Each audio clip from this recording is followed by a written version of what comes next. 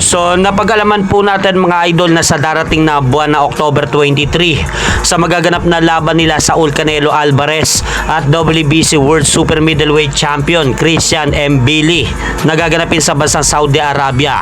Sama-sama nga pong lalaban sa card na yan ang lima nating pambatong Pinoy na boksingero na sina WBO Super Bantamweight number 1 top world contender Wonderboy Carl James Martin at WBO Super Featherweight number 1 top world contender Charlie King Suarez at former WBC minimum weight champion Melvin Jerusalem, Miel Pajardo at Vic Saludar sa magaganap na boxing event na yan sa Middle East. Kaya magandang oportunidad po yan para sa ating mga pambatong Pinoy na boksingero upang makapagbigay nga po sila ng karangalan sa ating bansa. At sa iba pa pong balita mga idol, tuloy-tuloy pa rin po ang ginagawang pag-iensayo ni former Unified World Welterweight Champion Errol The Truth Spence Jr. para sa kanya nalalapit na laban kontra kay Tim Tszyu ngayong darating na July 25 sa bansang Australia. Sa video na yan mga idol nakuha ng Fight Hub TV, mapapansin po natin na bato-bato na po ang pangangatawan ni Errol Spence Jr.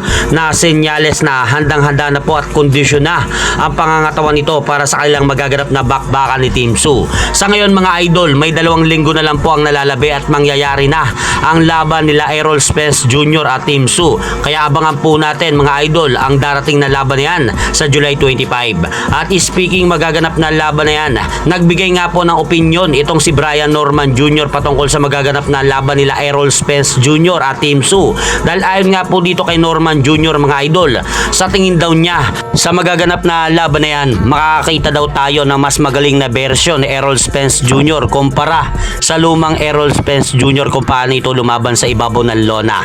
Dahil makakita daw tayo ng bagong improvement ni Errol Spence Jr. sa magaganap na laban nito kay Tim Tszyu. So kayo mga idol, agree ba kayo sa mga sinabi na yan ni Brian Norman Jr.?